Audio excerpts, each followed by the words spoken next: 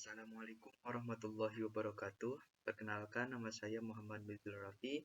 Saya dari Program Studi Sistem Informasi Angkatan 2022 dari kelas SI 22C dengan NIM 2022-005-0161. Di sini saya akan menyampaikan tentang objek kewirausahaan, yaitu pada Koperasi MDTA Nurul Islah dengan metode users journey. Pun yang akan saya sampaikan yaitu yang pertama objek, yang kedua metode, dan yang ketiga kesimpulan. Yang pertama objek. Objek yang saya amati dalam bidang kewirausahaan ini adalah Koperasi Sekolah MDTA Nurul Islah yang bertempat di Kampung Cibandi RT 1 RW 3, Desa Bantar Kalong, Kecamatan Warung Kiara, Kabupaten Sukabumi. Koperasi ini menyediakan beberapa alat tulis, buku, dan juga alat elektronik. Selain itu, koperasi ini juga bukan hanya untuk siswa-siswa MDTA saja, namun bukan juga untuk keperluan pesantren Nurul Islah serta kebutuhan sehari-hari masyarakat Kampung Cibandi seperti alat elektronik dan juga percetakan. Yang kedua yaitu metode. Metode yang saya gunakan di sini yaitu metode users journey. Users journey yaitu adalah representasi visual dari interaksi dengan pengguna dengan produk atau layanan dari awal hingga akhir. Ini mencakup setiap tahap yang dilalui pengguna, tantangan yang mereka hadapi, serta titik-titik emosional penting selama perjalanan tersebut. Dalam metode ini ada tahapan dan juga langkah. Pertama, tahapan dalam user journey yaitu awareness atau kesadaran, yaitu tahap ketika pengguna pertama kali menyadari keberadaan produk atau layanan. Yang kedua, consideration atau pertimbangan. Pengguna mengevaluasi apakah produk atau layanan tersebut relevan dengan kebutuhannya. Yang ketiga, purchase decision atau keputusan pembelian. Pengguna membuat keputusan untuk untuk membeli produk. Yang keempat, experience atau pengalaman penggunaan, yaitu bagaimana pengguna berinteraksi dengan produk setelah menggunakannya. Dan yang terakhir itu loyalty atau advocacy atau loyalitas dan rekomendasi. Apakah pengguna akan merekomendasikan produk kepada orang lain atau tetap menggunakannya dalam jangka panjang? Dan itu langkah dalam membuat user journey yaitu yang pertama identifikasi persona pengguna, yaitu buat profil pengguna berdasarkan hasil observasi. Yang kedua, tentukan langkah-langkah perjalanan, yaitu gambarkan tahapan interaksi pengguna dengan produk atau layanan. Yang ketiga, identifikasi pain points, yaitu temukan hambatan atau tantangan yang dialami pengguna di setiap tahap. Dan yang terakhir, analisis dan perbaikan. Penerapan metode user journey pada potensial konsumen di koperasi sekolah. Pertama yaitu tahapan pengguna.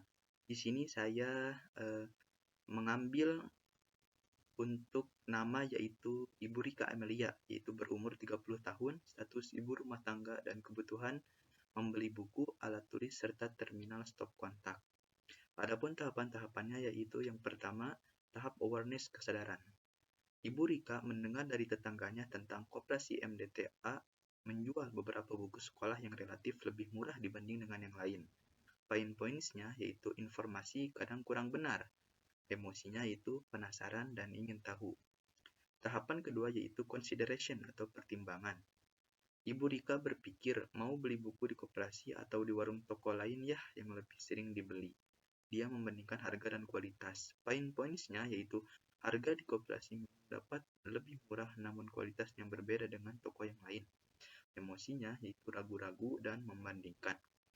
Tahapan ketiga yaitu purchase atau decision, keputusan pembelian.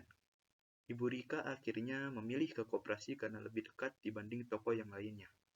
Pain points-nya kadang stok barang tidak lengkap atau variasinya sedikit. Emosinya semangat dan sedikit khawatir. Tahapan selanjutnya yaitu experience atau pengalaman penggunaan. Ibu Rika membeli 2 fax buku sekolah serta alat tulis dan terminal stop kontak untuk di rumahnya. Pelayanan cepat, namun pilihan buku hanya 2 tipe saja. Points-nya yaitu pilihan produk terbatas, kurang variasi. Emosinya puas tapi berharap lebih. Tahapan terakhir yaitu loyalty atau advocacy, loyalitas dan rekomendasi. Ibu Rika merekomendasikan ke wali murid MDTA dan tetangganya yang akan untuk beli buku di koperasi karena dekat dan murah. Tapi untuk jenis bukunya ia bilang pilihannya kurang banyak. Pain points-nya tidak semua kategori produk memuaskan. emosinya loyal untuk produk tertentu. Adapun analisis dan saran perbaikan yaitu yang pertama promosi lebih menarik, yaitu seperti menggunakan WhatsApp, grup sekolah atau sosial media sekolah. Yang kedua harga bersaing, seperti sesuaikan harga sedikit dengan pasar luar. Yang ketiga tambah variasi produk, yaitu khususnya alat tulis dan buku seperti buku kotak besar, kertas jilid, dan yang lainnya. Dan yang terakhir manajemen stok, pantau ketersediaan barang yang paling dicari siswa dan murid. Yang terakhir yaitu kesimpulan.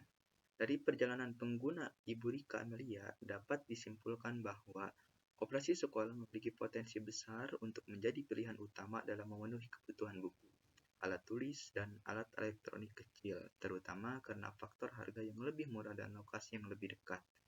Namun, masih terdapat beberapa permasalahan utama yang perlu diperbaiki, yaitu keterbatasan variasi produk, ketidaklengkapan stok barang saat dibutuhkan, kualitas produk yang perlu lebih diperhatikan agar tidak kalah saing dengan toko lain, promosi yang kurang maksimal sehingga informasi kadang hanya tersebar dari mulut ke mulut. Untuk meningkatkan pengalaman pengguna dan loyalitas, koperasi perlu memperbaiki manajemen stok, memperluas variasi produk, memperkuat promosi digital, serta memastikan kualitas produk tetap baik dengan harga bersaing. Dengan perbaikan tersebut, koperasi dapat mempertahankan pelanggan lama dan menarik pelanggan baru secara lebih efektif. Kiranya cukup sekian presentasi dari saya terkait koperasi Embedded Islam dengan metode user journey. Cukup sekian dari saya. Wassalamualaikum warahmatullahi wabarakatuh.